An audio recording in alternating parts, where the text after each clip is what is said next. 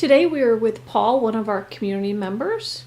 Paul is going to talk to us today about his vision loss and some of the resources he uses across the state of Connecticut.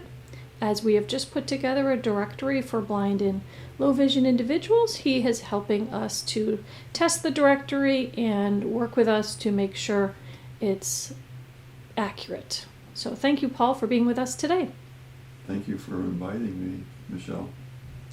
I'd love to hear more about, what has led down this path for you. In terms of when I became blind, because I was not blind all of my life. Okay. I actually lost my eyesight in 1974. I was 29, going on 30. Oh, wow. And what started to happen? Was it? Well, I was born with a high level of myopia, very extremely nearsighted. And people who are very nearsighted, because of the shape of the eye, the vitreous at some point as you're aging pulls the retina apart. So in 1968, I had a giant tear in my left eye, giant tear of the retina, and I lost vision in that eye in 68. In 1974, unfortunately, I had a giant tear in the right eye, and very difficult to repair. I became legally blind as a result of that. Eventually, over the years, I became totally blind. So I'm totally blind at the present time. Wow. So does anyone else in your family have? No, but it is something that's hereditary. So somewhere in either my mother's side of the family or my father's, and I think perhaps it's on my father's side because I have a cousin that lives in New Jersey. Well, now he lives in Florida, and he's had some retinal issues as well, and very nearsighted as well. Not as nearsighted as I was. So over the years, what are some of the services that you've used in Connecticut to? Of course, I used the Board of Education Services for the blind for orientation and mobility training. And when I went through my career change, I worked for Travelers, and I was in finance. And I reached a point in finance where it would be more advantageous to my career path if I switched to information technologies. And BESB, which is the Board of Education Services for the Blind, they supported that. And I went to the Computer Processing Institute, which was in East Hartford, and that's how I learned how to do software development. And then, of course, I went through the Travelers training program for that. I also went to, well, no, that was before before I was blind, I went to Harvard Institute of Accounting. That's where I developed started my career in finance at Travelers. Excellent. And now today, we're thinking in the last year, what are some more current resources that you use on a weekly or monthly basis to help you? Well, one of them happens to be UR Community Cares. I have Rosie, my wife, and we have a wonderful volunteer, Lisa, who we started with her, I believe it was in the fall. We just wanted to meet somebody through UR Community Cares for socialization, for walking. Both of us had seeing eye dogs, and fortunately they're no longer with us. They crossed the Rainbow Bridge, and we wanted to do some walking around the area, and we were somewhat uncomfortable not working with our dogs anymore, so we reached out to UR Community Cares, and we met Lisa, and Lisa is now helping us with some of our shopping needs. As far as other services, at the present time, I'm not really using any service from the Board of Education Services for the Blind. I did utilize the orientation and mobility area for a bit after I lost my dog, so just getting acclimated back to using a white cane. So I put on your desk our current printed directory. This is the draft version of the directory. It's not finalized, but I know that when you also go online, sometimes you use JAWS. Yeah, can you talk to us about what you use Well, when you go online? I use a screen reader program, which is JAWS, which is currently being manufactured and sold by the Sparrow, which was at one time Freedom Scientific. And it's a screen reader which is highly sophisticated of all the screen readers. And internationally, it's the most common screen reader. Because I use it for only my personal use. I don't use it anymore for my work career since I've been retired for several years. So it has so much functionality to it. I don't even scratch the surface, to be honest with you. I use it mainly for converting the text to speech for when I go online, mainly for email and for doing some investigation searches, and I use it for Word. For example, right now I have a grocery list out there because later on today I'm going to be going over to the grocery store to do some grocery shopping. So I'm not a real detailed user of that product at this point because I'm retired. I don't need to, And I use an iPhone, and I use the voiceover feature on the iPhone, and voiceover also converts text to speech. Ira, I've been using that for a couple of years, and for those that don't know what Ira is, it's a service for blind and visually impaired people, and you subscribe to it on your smartphone. You have to have a smartphone, and they have very well trained, what they call agents, who have a very elaborate computer setup, which enables them to split their screen to see what you're doing through your camera on your phone, so they can see your environment and they can guide you. If you're out and about in the environment, they can assist you in the home to identify things. Even, for example, if I drop something on the floor and I can't find it, I'll call Ira and I'll ask for one of the agents to assist me to find what's lost on the floor. I also use Ira with what they call TeamViewer, and TeamViewer enables them to connect into my desktop computer, and if I have some forms or whatever to fill out that may be difficult because of accessibility issues, they can assist me with that.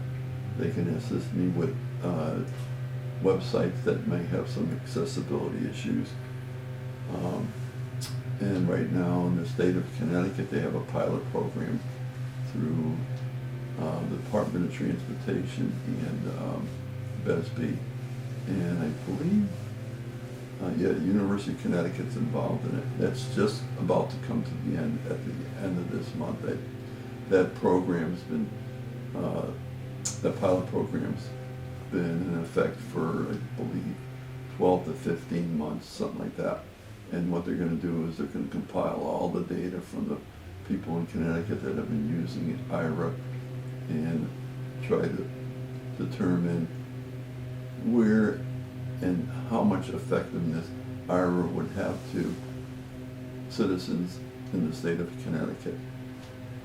Do you think it was of value to you? Absolutely.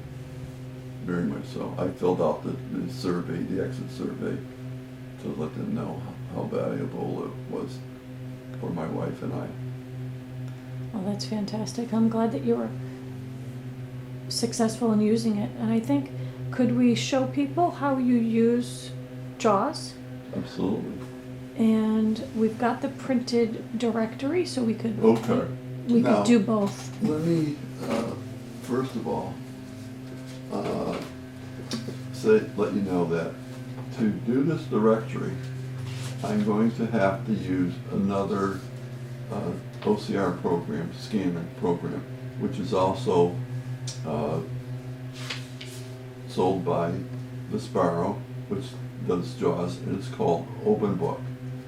And OpenBook uses its own internal screen reader. It's not JAWS. You'll notice it's going to have a different voice. Okay, so what I'm going to do is I'm going to get my camera set up. Okay. This is a camera that is also sold by Visually. You can also use a printer which has a scanning bed on it. But I like this camera, it's very accurate, it does a good job. Okay, so right now I'm on my desktop and I'll let you hear what JAWS sounds like. Outlook dash 13 of 22. So I'm on the desktop right now, I'm on Outlook. If I were to enter right now, I would open my mail client. But what I want right now is I want Open Book. So I'm going to hit the letter O and it'll take me directly to anything that starts with an O. Oh, Open Book 9.0. There it 18 is. of 22. Open Book 9.0, that's the version.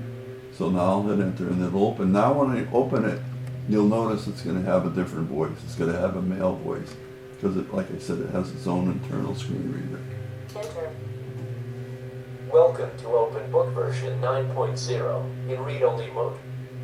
So there you go. That's Open Book with a different person. And I'm going to wait a little bit because I have to activate the light. Because if I don't, it will not scan well. Camera light enabled. Camera light enabled. So then I press the space bar and it will begin scanning. This is the Open Book program that's processing right now.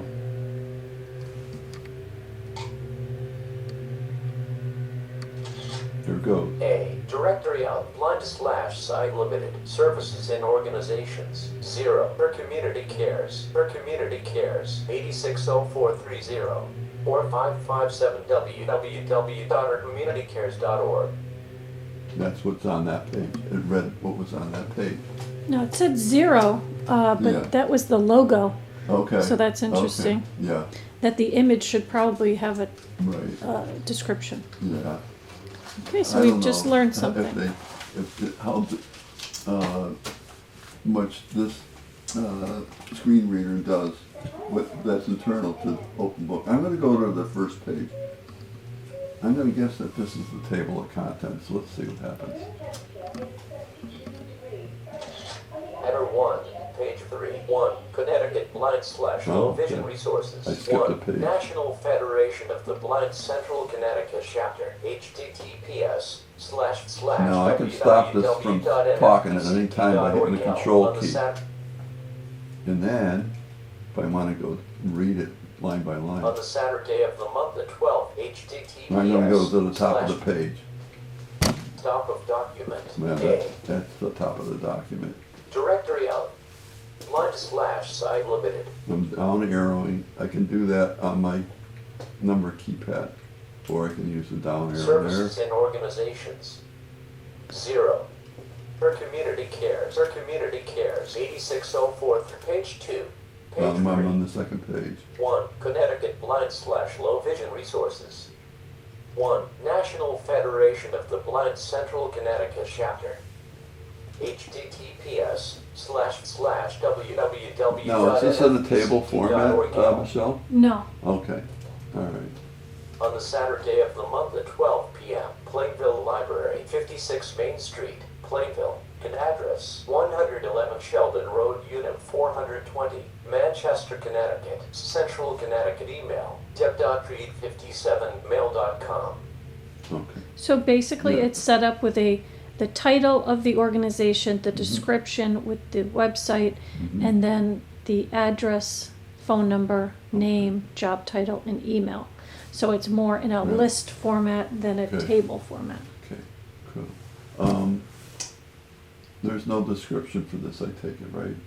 I didn't The notice description was, for this one, it says meets on the second Saturday of the Oh, month. Okay, That was the description for this one. okay, okay. Some of them, if it's an assistive technology, it would, or something like IRA, it would explain what IRA Okay. is. Okay. Let's see. Okay. So this is where is the table of contents on this? Correct. one? Let's see what that looks like. We're gonna scheme it. All right. Okay, now, if I don't want some of the pages I've already scanned, I can just get rid of them. Please note dialog. Out of dialog. Page deleted. Current page is 1. Please note dialog. Out of dialog. Page deleted. No more pages in So untitled I 1. just removed those. Okay, that's how, you don't have to keep every page you scan if you don't want to, Okay. okay? Now we're gonna do the table of contents. Page 2. Table of contents. 1. Connecticut blind/low vision. Resources. F. 2. Outset. T.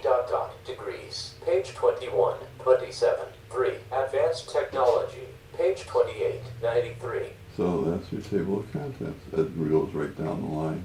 Bottom of document. No, it's at the bottom. 3. Advanced page 21. 27. Okay.